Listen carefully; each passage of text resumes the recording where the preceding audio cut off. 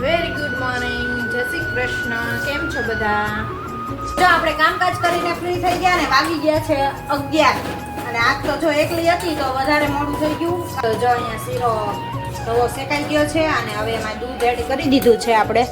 તો જો મસ્ત શીરો રેડી થઈ ગયો છે અહીંયા રવાનો. તો આવી જાવ, આપણને જો ગરમ ગરમ ભાવે ને. તો જો અત્યારે જો ગાડી સાફ થાય છે અહીંયા અને અમારે જવું છે બહાર. તો જો ગાડી અમારી ડેકી ભરાઈ છે. અહીંથી બધા પોટલા ઠેલી કોથળિયું ભરાઈ ગઈ ને. હવે નહીં ખમાય ને કે એ ખમાય. વેરી ગુડ મોર્નિંગ, જય શ્રી કૃષ્ણ. કેમ છો બધા? મસ્ત. તમારું ને અમારું જો મોર્નિંગ થઈ ગયું છે અને વાગી ગયા છે 8:30. તો આજ તો જો એકલા છે. મમ્મીને એ લોકો ગયા છે બહાર ગામ.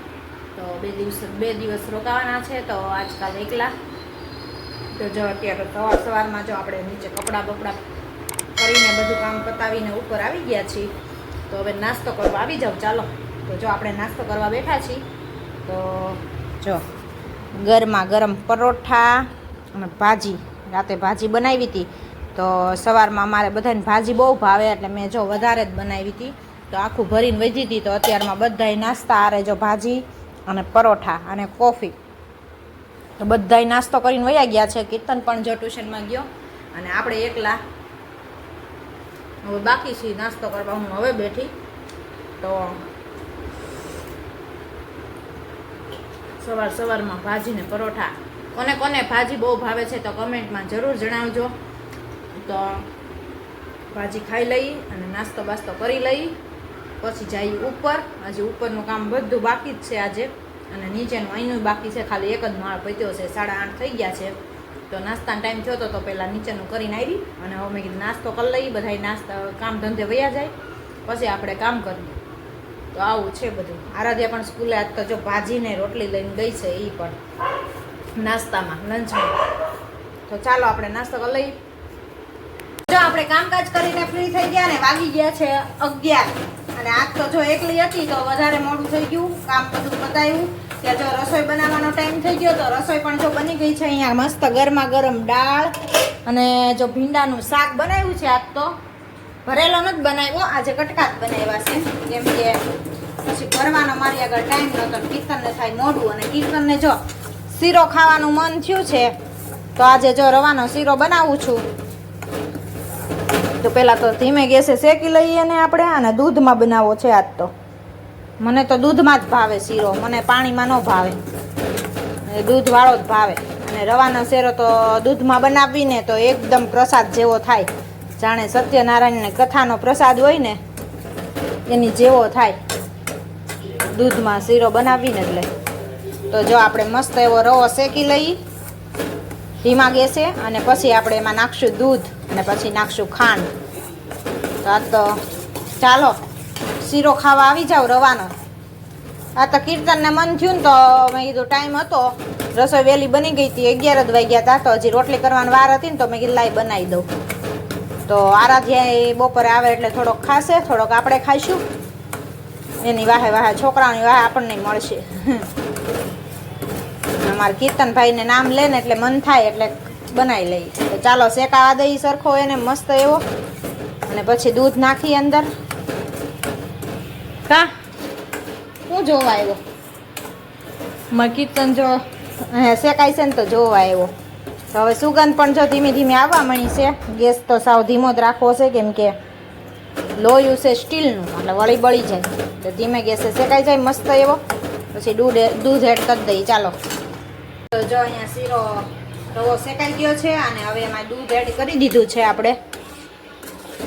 દૂધ બળશે થોડુંક પછી આપણે એમાં નાખશું ખાંડ.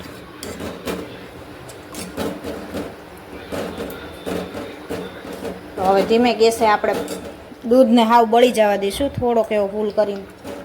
કેમ કે ઉડે પછી નકર બહુ ફૂલ હોય ને તો એ કરતાં ધીમા ગેસે બળવા દઈએ. ચાલો તો પ્રસાદનો શીરો સત્યનારાયણ ભગવાનની કથાનો શીરો ખાવા આવી જાઓ. તો કોને કોને ભાવે છે કમેન્ટમાં જણાવજો. તો જો મસ્ત શીરો રેડી થઈ ગયો છે અહીંયા રવાનો. તો આવી જાઓ. આપણને જો ગરમ ગરમ ભાવે ને એટલે જો એકદમ વ્હાઈટ ને દૂધમાં બનાવ્યો છે. હો જાણે સત્યનારાયણની કથાનો પ્રસાદ બનાવ્યો છે. આવી જાવ પ્રસાદ લેવા. તો આપણે તો થોડોક ગરમ ગરમ ભાવે ને એટલે પેલા ખાઈ લઈ, પછી આરાધ્યાની બધા આવશે ને ત્યારે ગરમ કરી દેવું. અત્યારે કીર્તન જમી લે. અને જો ઉલાળવા મીણો જો, અને આદુ બાર સૂક્યું છે અમારે. 12 મહિનાને આદુ લીધું છે અને સૂંઠ બનાવવાની છે. તો જો બહાર સૂકવી દીધું છે રવેશમાં. 2 કિલો આદુ છે તો કટકા કરીને સૂકવી દીધા. અને પછી એને છે ને સાવ સુકાઈ જાય ને પછી મિક્સરમાં પીસીને ચાળી નાખવાની, એટલે 12 મહિનાની સૂંઠ રેડી થઈ જાય. બહારથી તમે બજારમાંથી લ્યો એ કરતાં ઘરની ચોખ્ખી સૂંઠ તો ખરી. એટલે ગરમા ગરમ શીરો ખાઈને જો નીંદર કરી લીધી છે મસ્ત એવી. તો હવે આપણે ઉઠીને આવી ગયા છીએ નીચે ફ્રેશ થઈને. અને અમારા આરાધ્યાબેન જો સાયકલ લઈ લીધી છે. બપોર વચ્ચે કાંઈ સૂતી નથી, હોલમાં જો એનું હોમવર્ક કરતી હતી. અને આપણે જો નીચે સૂઈ ગયા હતા રૂમમાં. અને એમ તો હું જાગતી જ હતી, એમ તો થોડીક વાર મોબાઈલ જોયો. એક અડધી કલાક જ તે નીંદર કરી છે. અને હવે આરાધ્યાને જો ટ્યુશનમાં અડધી કલાકનો ટાઈમ છે તો એ હવે બહાર સાયકલ અકાલ છે. અને આપણે જો આપણું કામ પર આવી ગયા છીએ. તો એટલા કટિંગ કરેલા છે તો પૂરા કરવાના છે. તો ચાલો આપણે એટલા પૂરા કરી નાખીએ. 14 નંગ બાકી રહ્યા છે તો કટિંગ કરી લીધા છે. તો જેટલા સિવાય એટલા સીવી લઈ સાંજ સુધીમાં. કાલે આરાધ્યાને રજા છે, કેમ કે કેવી કોક શૈક્ષણિક કાર્યના લીધે, કેમ કે કોક પેપર છે એવું છે સ્કૂલમાં કાંક છે નાખ, એટલે કેન્દ્રના પેપર છે એવી રીતને કાંક છે. એટલે જો કાલે સ્કૂલે એને રજા આવી છે તો કાલ તો ધુબાકા શનિ રવિ 2 દી રજા, એટલે સાયકલ વાંકવાની મજા. તો ચાલો આપણે આપણું કામ કરી લઈ. જો આપણે જમીને ફ્રી થઈ ગયા ને વાગી ગયા છે 9. તો ચાલો હવે ઉનાળો છે તો આપણે થોડો 2 છોકરા જો નીચે સાયકલ લગાવવા વહી ગયા છે રમવા. તો આપણે આટો મારીએ નીચે પવનમાં જરીક જઈ, કેમ કે ઉપર પંખા અને હવા એ તો ગરમી થાય કરતા ઘડીક વાર હજી તો 9 જ વાગ્યા છે તો ઘડીક ઉપર બહાર આટો મારી આપી. અને આ બધું બંધ કરી દઉં તો ચાલો મિત્રો, જય સ્વામિનારાયણ. તમે કીધું ખરું હું આવું છું હમણાં. તમે કે તમે બહાર ઉભા એટલે નહીં આવવાના. તો ઓલી ક્યાં ગઈ? આવી જો આવી. ક્યાં ગઈ તી? લ્યો હાકી લીધી તો? હા સાયકલ હાકીને વેચો. તો શું કર્યું? શું રમતા હતા? તો સાયકલ અહીં મૂકી ગઈ તો કેવા તમારે તડકા પડે છે, કેવી ગરમી પડે છે. અમારે રાજકોટમાં તો 2 દિવસથી વાદળા જેવું થઈ ગયું છે. હા થોડુંક બહુ બફારો ઓછો થઈ તો ગયો. આજ પવન નતો, કાલ જેવો પવન નથી આજો. કાલ વધારે પવન સારો હતો, ઠંડો. વાદળા થઈ ગયા છે ને એટલે ટૂંકમાં બહુ આમ તડકો ઓછો લાગે છે, નથી, બફારો નથી થતો. પણ આજે પવન ઓછો છે એમ કાલ કરતા. ઢીવૈયા ગામમાં ગયો તો એટલો બધો તડકો નતો લાગતો. 2-3 દિવસ તા ક્યાં જો ને બહુ એસી ની જરૂર નથી પડતી, નકર વધારે પડતી હતી. એટલે હજી તો નહીં જરૂર પડે, હજી 15 દિવસ પછી જરૂર પડશે. ત્યાં સુધી તો હજી વાંધો હવે ચૈતર મહિનો બેસશે ને પછી ચૈતર વૈશાખના તડકા પડશે હારા. ત્યાં સુધી તો વાંધો નહીં આવે. કા હારું બેન થાકી ગયા? નથી થાકી હજી? તો હું હજી સાયકલ હાંકવી છે ના વાળી. તો આવું બધું છે મિત્રો. હા જો રૂટીન અમારું. હા આજ તો જો નવરા થઈ ગયા છે. વેલા ફ્રી થઈ ગયા હોય એટલે હવે તો ઊંઘ આવતો લાગે વાર. આમ થાય ઉનાળો હોય કે શિયાળો હોય, આપણે 8:30 તો નવરા થઈ જ જાય. એટલે 2 દિવસમાં કે રાજકોટમાં એક્ઝિબિશન છે, જો હવે ટાઈમ અનુકૂળતા રહે તો તમને બતાવશું, આટો મારશું. આજથી ચાલુ થયું છે. આજથી ચાલુ થયું ને? આજે 21, 22 ને 23 3 દિવસનું છે. દશરથ કાથરોટિયા બ્લોગ જે મા બેટી હેર ઓઇલ બનાવે છે એમનો એમાં સ્ટોલ છે. કદાચ મળવા જવાનું છે. અને જો કે અમે તો ઘણી વાર મળેલા છે.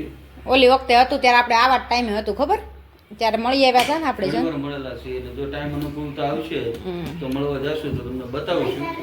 મા બેટી હેર ઓઇલ અને મસાલા પણ બનાવે છે, ચટણી, હળદર, ધાણા જીરું, ઓર્ગેનિક બધી વસ્તુ ઘણી બનાવે છે. તો બધું નવું બધી એક્ઝિબિશન ને બધી રાતના તો 8 વાગે બંધ થઈ જાય. 10 થી 8 નો ટાઈમ છે એ બ્લોગમાં બોલતા હતા ને. આ 10 થી 8 નો ટાઈમ. અત્યારે ફ્રી હોય તો અત્યારે જવાનું સેટિંગ આવે દિવસના, પછી આપણે ફ્રી નથી થતા. અત્યારનો હોય ને, અત્યારે 8 વાગે પછી એ લોકો આખો દીના ઠાક્યા હોય એટલે વૈયા ગયા હોય પછી ઘરે એટલે ઘરે તો હું એ લોકો તો અહીંયા ચલાળાથી આવ્યા હોય એટલે પછી ગમે ત્યાં ફ્રેન્ડની ઘરે રોકાવાના છે. હા એટલે તો ચાલો બાર આટો બાટો મારી ચક્કર મારી જરીક પવનમાં હા એટલામાં આવે શેરીમાં બીજે ક્યાં હોય ફોન કરી દો વાત થાય તો.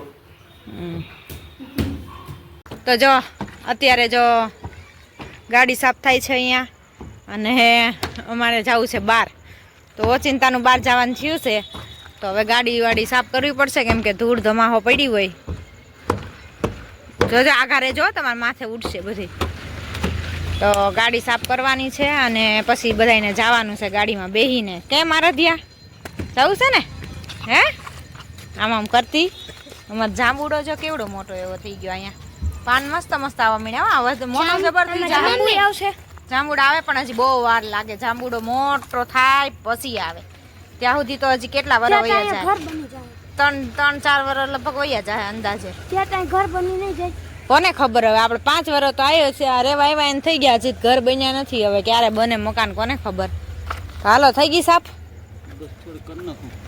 હા તો હાલો સાફ કરી નાખો પછી નીકળીએ આપણે તો જો ગાડી અમારી ડેકી ભરાય છે અહીંથી બધા પોટલા ઠેલી કોથળિયું ઘઉંના બાચકા જાય છે